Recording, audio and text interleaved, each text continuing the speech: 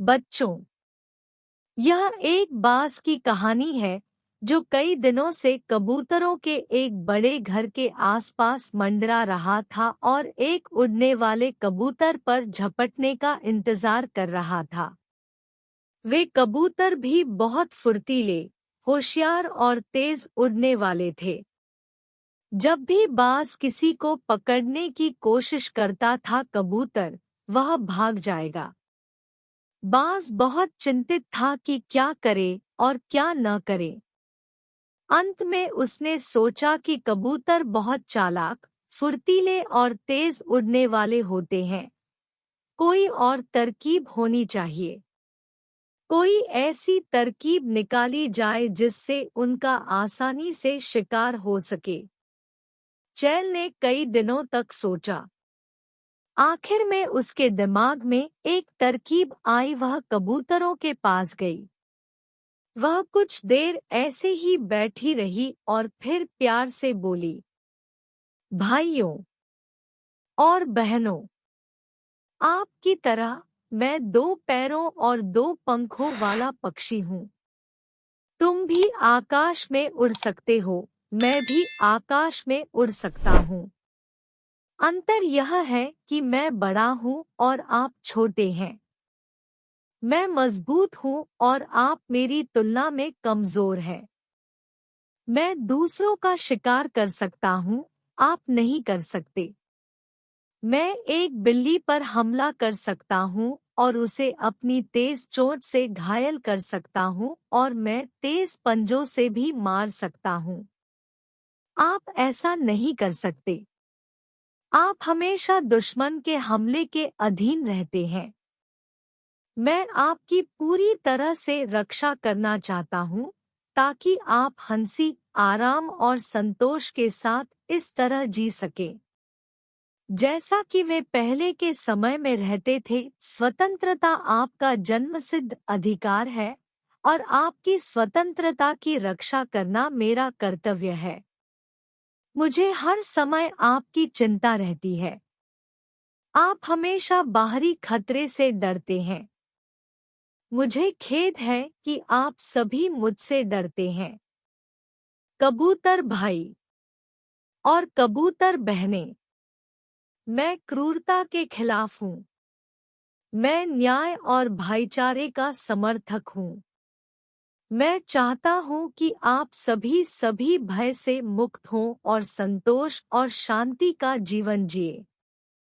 मैं आपके और मेरे बीच एक समझौता चाहता हूँ।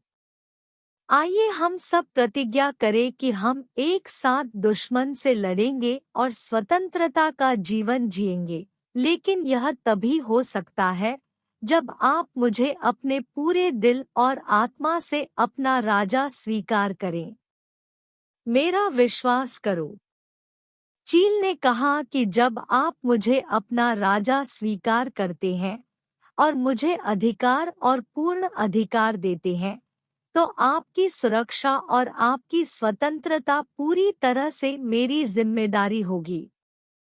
अब आप नहीं समझ सकते कि आप कितने स्वतंत्र और कितने सुखी होंगे। इसके साथ ही स्वतंत्रता और शांति का एक नया जीवन शुरू होगा।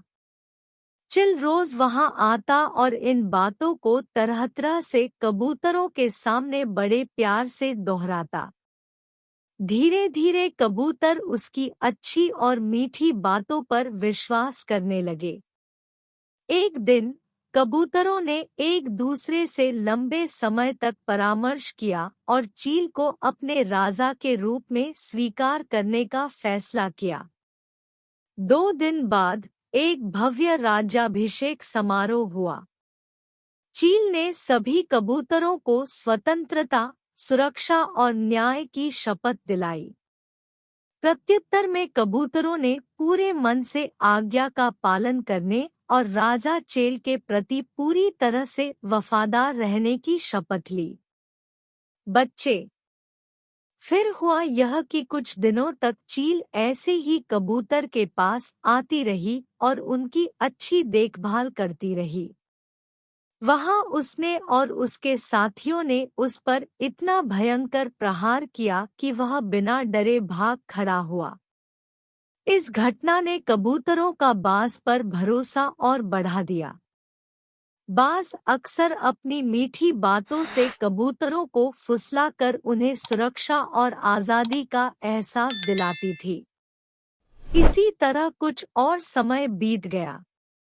कबूतर अब बिना किसी डर के बाज के पास चले गए। स्वतंत्रता और सुरक्षा के विचार से सभी बहुत खुश और संतुष्ट थे। एक दिन सुबह जब कबूतर बीज चबा रहे थे तो चील उनके पास आई। वह कमजोर लग रही थी। ऐसा लग रहा था कि वह बीमार है। वह कुछ देर चुपचाप बैठी रही और फिर शान से बोली, भाइयों और बहनों, मैं तुम्हारा शासक हूँ। आपने सोच समझकर मुझे अपना राजा बनाया है। मैं आपकी रक्षा करता हूँ और आप शांति और शांति से रहते हैं।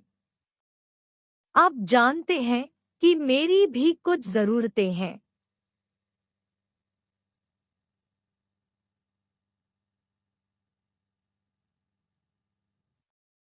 मैं एक को पकड़ लेता हूँ और अपने पेट की आग बुझा देता हूँ। मैं कब तक बिना खाए पिए रह सकता हूँ? कब तक मैं आपकी सेवा और रक्षा कर सकता हूँ? आप में से किसी को भी पकड़ना और खाना मेरा अधिकार नहीं है, बल्कि मेरा पूरा शाही परिवार है। आखिर वे आपके साथ मिलकर आपकी आज़ादी की भी रक्षा करते हैं। मुझे उस दिन अगर मैंने और मेरे परिवार वालों ने उस बड़े चमगादड़ पर हमला न किया होता तो वह तुम में से बहुतों को खाकर घायल कर चुका होता। ऐसा कहकर राजा छील निकट आया और कबूतर को अपने पंजों में एक मोटे से पंजे में ले लिया। सारे कबूतर घूर रहे थे। अब राजा चेल और उनका परिवार रोज आकर अपनी पसंद के कबूतरों को अपने पंजों में भर लेता था। इस विपदा से कबूतर अब हमेशा चिंतित और भयभीत रहते थे। उनका चैन छिन गया। उनकी आज़ादी चली गई हो गई। वे अब पहले से अधिक असुरक्षित महसूस करने लगे और कहने लगे, यह हमारी मूर्खता की सजा है। आखिर हमने चेल को अपना राजा क्यों बनाया? अब क्या हो सकता है?